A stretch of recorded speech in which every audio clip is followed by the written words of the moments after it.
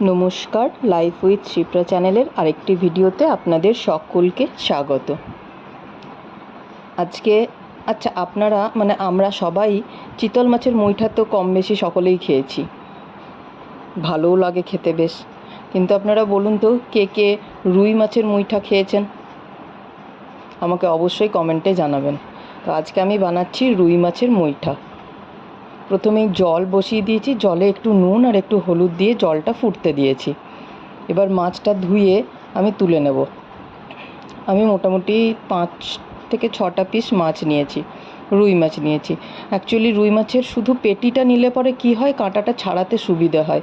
কিন্তু আমার কাছে সবগুলো পেটি ছিল না বলে আমি একটু পিসগুলোও নিয়েছি, 2টো পিস নিয়ে নিয়েছি। কাঁটা ছাড়াতে একটু সমস্যা হবে বই কি, কিন্তু ঠিক আছে, অসুবিধা নেই। ভালো খেতে গেলে একটু তো কষ্ট করতেই হবে। তো মাছগুলো আমি ওই নুন হলুদ গোলা জলে, ফুটন্ত জলে দিয়ে দিয়েছি, একটু সেদ্ধ করতে দেবো। একটু সেদ্ধ হয়ে যাক। আসল কথা কি বলুন তো, চিতল মাছের মুইঠা বানাতে এত পরিশ্রম লাগে, সেজন্য আমি রুই মাছের মুইঠাটা খুব তাড়াতাড়ি হয় বলে, আর বেশি একটা পরিশ্রম লাগে না বলে আমি এটাই বানাই মাঝে মধ্যে। মাছটা ওদিকে ফুটছে, সেদ্ধ হচ্ছে, আমি ততক্ষণে বেশ বড় সাইজের 2টো পেঁয়াজ নিয়ে তাকে ছোট ছোট টুকরো করে কেটে পেস্ট করে নিয়েছি। পেস্টটা আমার মুইঠা বানাতেও লাগবে আর গ্রেভি বানাতেও লাগবে, সেই জন্য একটু বেশি পেঁয়াজটা নিয়েছি। তো পেঁয়াজ পেস্ট করাটা আমি নিয়ে নিচ্ছি। আপনারা আমাকে একটু কমেন্টে জানাবেন তো, কে কে রুই মাছের মুইঠা বা কাতলা মাছের মুইঠা বানিয়ে খেয়েছেন, আর কিভাবে কি প্রসেসে বানিয়েছেন সেটাও একটু জানিয়ে দেবেন। তাহলে আমিও চেষ্টা করব সেইভাবে বানানোর। আমি যেভাবে বানাই সেইভাবে বানিয়ে আপনাদের সাথে একটু শেয়ার করছি। আমাকে জানাবেন আমি যেভাবে বানিয়েছি সেটা কেমন হয়েছে না হয়েছে। আপনারা কমেন্ট করলে আমার ভালোও লাগবে, সেটা দেখতে পড়তে আমি অনেক কিছু জানতেও পারবো। তো দেখুন, মাছগুলো আমার সেদ্ধ হয়ে গেছে আর একটু ঠান্ডাও হয়ে গেছে, তাই আমি হাত দিয়েই মাছগুলো তুলে নিলাম। এবার মেন কাজ হচ্ছে মাছের থেকে কাঁটা বের করা। আমার 4 বছরের ছোট্ট একটা মেয়ে আছে, মাম। এবারে সে মুইঠা খেতে গিয়ে তার মুখে যদি কাঁটা লাগে তাহলে তো এক ভয়ানক কাণ্ড হয়ে যাবে। তো সেজন্য এইটা কাঁটা বেছে নেওয়াটা আমার সব থেকে বড় কাজ মনে হয় এটার। যাই হোক, আমার কাঁটা বাছা হয়ে গেছে। এরপর এর মধ্যে দিয়ে দিয়েছি আমি 2 টেবিল চামচ বেসন, যাতে বাইন্ডিং করতে সুবিধা হয়। তারপর দিলাম নুন, পরিমাণ মতো আন্দাজ মতো নুন দিয়ে দিয়েছি। আমি 1.5 টিস্পুন নুন দিয়েছি, 1/2 টিস্পুন হলুদ দিয়েছি, ধনে গুঁড়ো 1 টিস্পুন, জিরে গুঁড়ো 1 টিস্পুন, আদা রসুনের পেস্ট 1 টিস্পুন, আর কাশ্মীরি লঙ্কার গুঁড়ো দিয়েছি 1 টিস্পুন। এবার দিয়ে দিলাম বড় টেবিল চামচে 1.5 টেবিল চামচ পেঁয়াজ বাটাটা একটু বেশি করে দিলাম। এরপর এটা খুব ভালো করে কিন্তু মাখতে হবে। আমি দেখুন হাত দিয়েই মাখছি, আপনারা যদি পারেন স্পুন দিয়ে মাখতে অবশ্যই মাখবেন, কিন্তু হাত দিয়ে মাখলে না টেস্ট খুব ভালো হয়। মুইঠা নামটাই তো এসেছে মুঠো থেকে, তাই একটু যদি আমরা হাতটা ইউজ করি এই রান্নার ক্ষেত্রে, তাহলে কিন্তু রান্নার টেস্টটা একদম বদলে যাবে। আপনারা করে দেখবেন, টেস্ট খুব ভালো হয় কিন্তু হাত দিয়ে মাখলে পরে। খুব ভালো করে সুন্দর করে মাখতে হবে। যত বেশিক্ষণ সময় দিয়ে আপনারা মাখবেন, মুইঠার টেস্ট কিন্তু তত ভালো আসবে। আপনারা একবার আমার প্রসেসে বানিয়ে দেখুন, সত্যি বলছি ফ্যান হয়ে যাবেন এটার, এত ভালো খেতে হয়। এবার এটার কোনো শেপ দেওয়ার দরকার নেই, মুইঠা মানে শুধু মুঠো করে রেখে দিলেই হবে। এইভাবে আমি মুইঠাগুলো বানিয়ে নেব। অবশ্যই আপনারা বাড়িতে এটা ট্রাই করবেন, দেখবেন সত্যি খুব ভালো হয় কিন্তু এটা খেতে। মুইঠাগুলো আমি বানিয়ে একটা আলাদা প্লেটের, ওই প্লেটটাতেই রাখছিলাম কিন্তু হচ্ছিল না বলে আমি একটা আলাদা প্লেট নিয়ে নিলাম। খুব একটা কঠিন ব্যাপার নয়, শুধু মাছটা সেদ্ধ করে ছাড়ানোটাই একটা বিচিত্র ব্যাপারের মধ্যে। কাঁটাটা ছাড়িয়ে নেওয়াতে, সেটা যদি পেটি হয় তাহলে সেটাও খুব একটা কষ্টের হবে না। তো আমি এখানে 2টো পিস নিয়েছিলাম বলে আমাকে একটু কষ্ট করতে হয়েছে কাঁটা ছাড়াতে। সত্যি কথা বলতে, মুইঠা খাওয়ার সময় যদি মুখে কাঁটা লাগে তাহলে সেটা ছোট হোক বা বড়, সবার ক্ষেত্রেই একটু ভয়ও লাগে আর খারাপও লাগে। কাঁটা লাগবেই কেন। আমার এখানে সমস্ত মুইঠাগুলো দেখুন বানানো হয়ে গেছে। এবার আমি পুরো রান্নাটাই কিন্তু সর্ষের তেলে করব। এবার সর্ষের তেলে সব মুইঠাগুলো এপিট ওপিট করে ভেজে আমি তুলে নেব। বেশ সুন্দর করে কিন্তু লাল লাল হয়ে যাবে ভাজাটা। দেখবেন খুব সুন্দর লাল লাল করে ভেজে নেব। আমি না ডুবো তেলে ভাজছি না, মানে হ্যাঁ অবশ্যই যদি ডিপ ফ্রাই করা হয় তাহলে আরও ভালো হয়, কিন্তু আমি কোনো জিনিসই ডিপ ফ্রাই করি না। আপনারা এতদিন নিশ্চয়ই এতদিন মানে 2-1 মাসে বুঝতেই পেরেছেন যে আমি কোনো রান্নাতেই আপনাদের ডিপ ফ্রাই দেখাই না কোনো কিছুতেই, কারণ আমি নিজে ডিপ ফ্রাইটা খাই না, আমি আমার ফ্যামিলিতে কাউকে খেতেও দিই না। মানে আমি রান্না করি না ডিপ ফ্রাই কোনো কিছুই, আমার খুব একদমই পছন্দ নয় ডিপ ফ্রাই। কিন্তু হ্যাঁ, বাইরে কি খাই না, বাইরে তো অবশ্যই আমরা খাচ্ছি কিছু না কিছু, কিন্তু সেটা তো আর রোজকার খাচ্ছি না, মাঝে মধ্যে কখনো খাওয়া যেতেই পারে। বাট আমি চেষ্টা করি যাতে ডিপ ফ্রাইয়ের কোনো কিছু না বানাই, কারণ বাইরে যেদিন খাই বাইরে খেয়ে নিই, বাড়িতেও বানাবো বাইরেও খাবো, হেলথের জন্য অতটা ভালো নয়। তো সেই জন্য আমি চেষ্টা করি যাতে ডিপ ফ্রাই কোনো কিছু না বানাতে হয়। একটু উল্টাতে আমার একটু সমস্যা হয়েছিল, কিন্তু ঠিক আছে, হয়ে যাবে, করে নিয়েছি। আমি একটা স্পুন নিয়ে নিয়েছিলাম, স্পুন আর খুন্তির সাহায্যে বেশ ভালো মতোই হয়ে গেছে, দেখুন লাল লাল হয়ে গেছে। একটার দিক আমার একটু বেশি খড়ে গেছে, অ্যাকচুয়ালি আমি আপনাদের দেখাচ্ছি, দাঁড়ান, কেন খড়েছে তার পেছনে একটা কারণ আছে। আমি এগুলো মুইঠাগুলো ভাজতে দিয়ে ভেজে নিয়েছি, দেখুন মুইঠা ভাজা হয়ে গেছে। এরপর আমি গ্রেভিটা বানাবো। তো আমি আপনাদেরকে বলছি মুইঠাটা কেন কালো হয়েছে।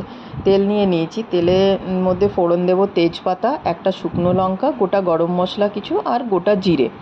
গরম মশলা মানে 2টো এলাচ, 3টে লবঙ্গ আর 1 টুকরো দারচিনি। এ তো আপনারা জানেনই যে গরম মশলা মানে কি হয়, যাই হোক আমি তাও একবার বলে দিলাম। তো এটা ফোড়নটা দিয়ে একটু ভাজা ভাজা করব, মানে 1-2 মিনিট ভাজবো যাতে ফোড়নের গন্ধটা ভালো মতো উঠে আসে। তো ফোড়নের গন্ধটা বেরিয়ে গেছে, এরপর আমি দিয়ে দিয়েছি তার মধ্যে পেঁয়াজ বাটা, যে পেঁয়াজটা আমি বেটে রেখেছিলাম সেটা আমি দিয়ে দিলাম। এরপর পেঁয়াজটাকে খুব ভালো করে কষাতে হবে যেন পেঁয়াজের কাঁচা গন্ধটা একেবারে চলে যায়। তার সাথে আমি দিয়ে দিয়েছিলাম আদা রসুনের পেস্ট। আদা রসুনের পেস্ট আমার থাকেই তৈরি, তো আদা রসুনের পেস্ট আমি দিয়ে দিয়েছি। এবার পেঁয়াজটা আর আদা রসুনের পেস্টটা খুব ভালো করে আমি কষিয়ে নেব, যেন একদম গন্ধ বেরিয়ে যায় ভালো, আর কাঁচা গন্ধটা যেন না থাকে। এরপর এর মধ্যে শুকনো গুঁড়ো মশলাগুলো দিয়ে দেবো। দিয়ে দিচ্ছি নুন দিয়েছি আমি 1.5 টিস্পুন। নুনটা যেহেতু মুইঠাতেও দিয়েছি সেই জন্য একটু কম পরিমাণেই দিলাম। আর দিয়ে দিলাম 1 টিস্পুনের মতো হলুদ গুঁড়ো, আর কাশ্মীরি লঙ্কার গুঁড়ো দিয়ে দিয়েছি 1.5 টিস্পুন। টেবিল স্পুন দিলে পরে আর খেতে হবে না কাউকে। ধনে গুঁড়ো দিয়ে দিয়েছি 1 টিস্পুন, আর জিরে গুঁড়ো দিয়েছি 1 টিস্পুন। যা রোজকার যা গুঁড়ো মশলা সেগুলোই আমি দিয়েছি, আলাদা করে অন্য কোনো মশলা এর মধ্যে দিইনি। ব্যাস, এরপর মশলাগুলো দিয়ে একটু জল দিয়ে কষাবো আমি, কারণ তেলের পরিমাণটা কম ছিল তো কম দিয়েছি তেলটা, পুড়ে যাতে না যায় সেজন্য আমি একটু জল দিয়েই কষিয়ে নেব। আমি জেনারেলি আপনারা দেখেছেন একটু কম তেলেই রান্না করি, খুব একটা বেশি তেল ইউজ করি না।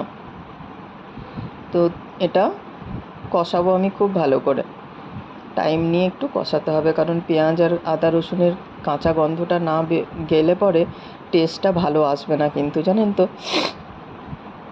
আমার একটু সর্দিও হয়েছে খুব বেশি, সেই জন্য গলাটা একটু ভারী ভারী লাগছে।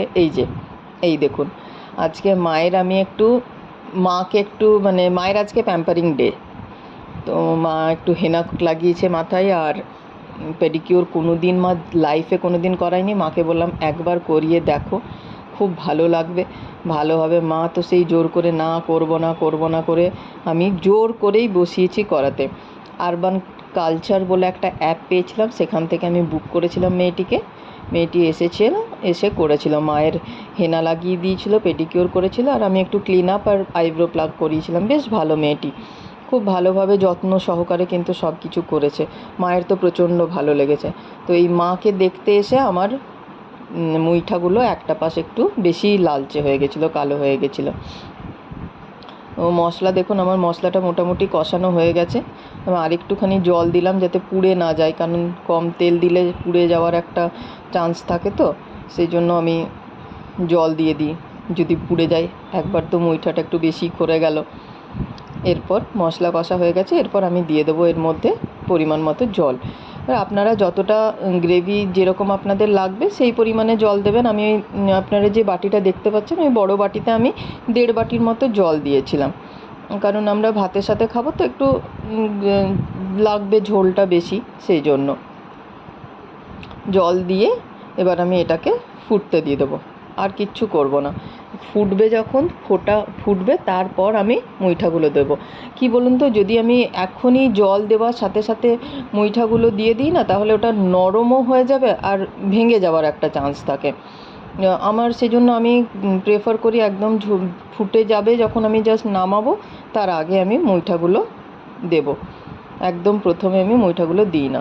দেখুন একদম ফুটে গেছে, ফুটে যাওয়ার সময় আমি এবারে মুইঠাগুলো দিয়ে দেবো ঝোলের মধ্যে, তাহলে মশলাটাও একটু ঢুকে যাবে। এগুলো দেওয়ার পর মোটামুটি 1-2 মিনিট ফুটেছে, তারপর আমি অফ করে দিয়েছি। দেখেছেন কি সুন্দর কালার এসেছে। বিশ্বাস করুন আমার কথা বলতে বলতে মুখে জল চলে আসছে। আপনারা একবার প্লিজ ট্রাই করে দেখবেন এই রেসিপিটা। মানে চিতল মাছের মুইঠা তো সবার প্রিয়, কিন্তু আমি একদম গ্যারেন্টি দিয়ে বলতে পারি যে রুই মাছের মুইঠাও আপনারা একবার খেলে আর ছাড়তে পারবেন না, ফ্যান হয়ে যাবেন এটার। এত সুন্দর খেতে, না কিছু আষ্টে গন্ধ বেরোবে না কিছু হবে, এত সুন্দর লাগবে খেতে। আপনারা জাস্ট একবার আমার কথা মেনে রান্নাটা করে দেখুন, ভীষণ ভালো লাগবে।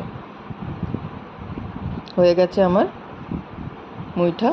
এখন প্রচুর দেরি হয়ে গেছে, আজকে প্রায় 3:30 বেজে গেছে। আমার আর মায়ের এখনও খাওয়া হয়নি, মেয়েটি এইমাত্র গেল, তারপরে আমরা খাবার বেড়েছি। তো এখানে নিয়ে নিচ্ছি, মায়ের আর আমার খাবার নিয়ে নিচ্ছি। ভাত আজকে মানে রান্না সেরকমভাবে কিছু করা হয়নি, ওই রুই মাছের মুইঠা আর ভাত হয়েছে।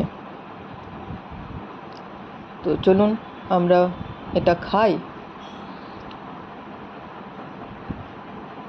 খেতে খুব ভালো হয়েছিল, কিন্তু সত্যি কথা বলছি আমি নিজে রান্না করেছি সেই জন্য বলিনি, ভীষণ ভীষণ ভীষণ ভালো হয়েছিল খেতে। আপনারা রান্না করে অবশ্যই আমাকে কমেন্ট করে জানাবেন যে আপনাদের কেমন লাগলো না লাগলো। এক থালা ভাত নিমেষে শেষ হয়ে যাবে এরকম যদি একটা রান্না থাকে। তো আপনাদের দেখিয়ে দিলাম প্রসেসটা, এই প্রসেস আপনারা করে দেখবেন। আপনাদের যদি আমার ভিডিও ভালো লাগে তাহলে অবশ্যই চ্যানেলটা সাবস্ক্রাইব করবেন, লাইক কমেন্ট শেয়ার করতে ভুলবেন না। আপনাদের অনেক অনেক ধন্যবাদ।